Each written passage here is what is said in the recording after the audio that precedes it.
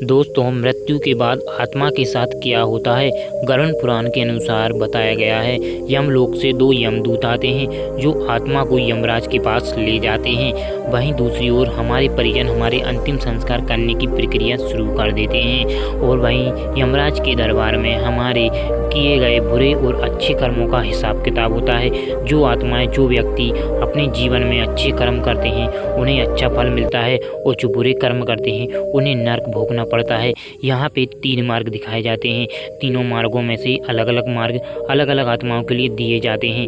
यदि आप पुण्य आत्माओं में से हैं तो आपको इसका अच्छा मार्ग मिलेगा। जो सबसे पहला मार्ग आता है वो है अर्जी मार्ग। अर्जी मार्ग जाता है देवलोक की ओर, यानी कि आपने जीवन भर में कोई पाप नहीं किया है, भूल चूक में हो गया तो उसको माफ़ कर दिया जाता है। जो दूसरा मार्ग है धूम मार्ग, यानी कि पितृलोक की ओर जाता है। जो तीसरा मार्ग है वो है उत्पत्ति विनाश मार्ग, यानी कि नर्क का दरवाज़ा। दोस्तों, जो आत्माएं पापी रहती हैं उन्हें नर्क का रास्ता दिया जाता है। यदि आपने अपने जीवन में अपना हित सोचा है या किसी को छल दिया है या छल से किसी का आपने बलात्कार या घिनौना काम किया है या फिर आपने अपना जीवन कसाई के रूप में जिया है, आपने मांस मदिरा पान किए हैं तो आपका नर्क का दरवाज़ा दिया जाता है। दोस्तों, कहा जाता है मांस मदिरा पान करने वाले राक्षस की श्रेणी में आते हैं और राक्षस की श्रेणी में आने वाली आत्मा को नर्क का दरवाज़ा दिया जाता है।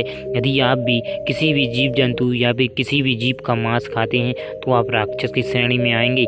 यदि आपको ये सब नहीं करना है, आपको पुण्य आत्मा बनना है तो आपको किसी भी जीव की आत्महत्या नहीं करनी होगी। आपको पितृलोक की ओर या अर्जी मार्ग का रास्ता चुनना है तो आपको पुण्य आत्मा बनना पड़ेगा।